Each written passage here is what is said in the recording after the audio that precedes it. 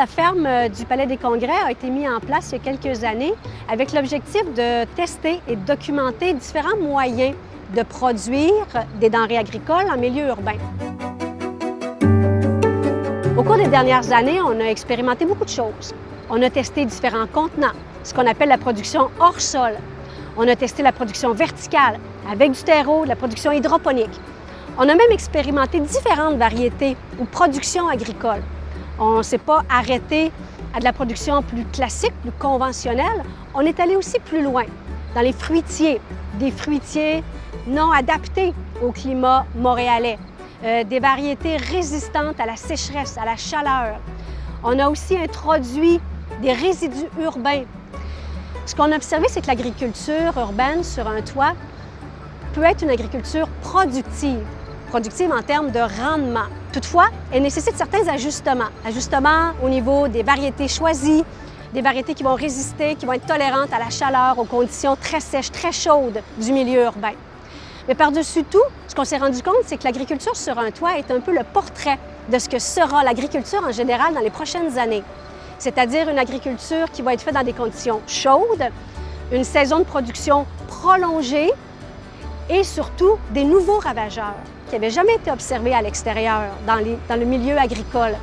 Ce qui nous amène à dire que ce qui a été observé ici au cours des dernières années est peut-être le portrait de ce qu'on verra en agriculture dans les prochaines années.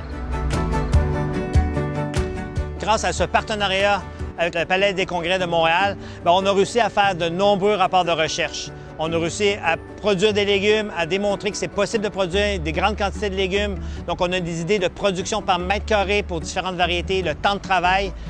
On a réussi à diffuser, à transférer cette information-là au niveau des producteurs.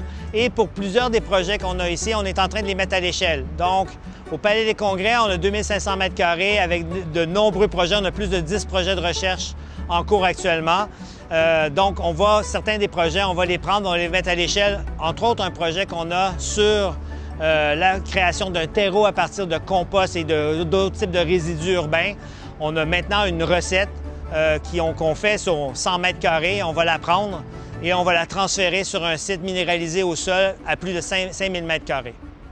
Le développement durable au Palais, plus que jamais, suite à la pandémie, va être durable.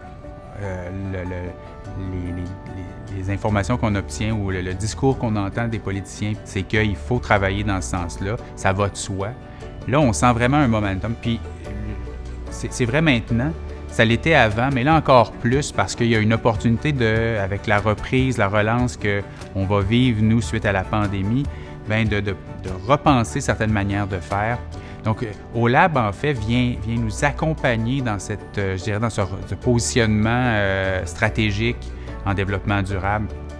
Ils l'ont fait depuis plusieurs années, mais pour le futur, là, on est à refaire le toit avec eux. Ils participent à l'élaboration des plans pour la réalisation de ce projet-là. Je vous dirais là, que pour le futur proche et à moyen terme, on ne voit pas notre avenir sans notre laboratoire d'agriculture urbaine.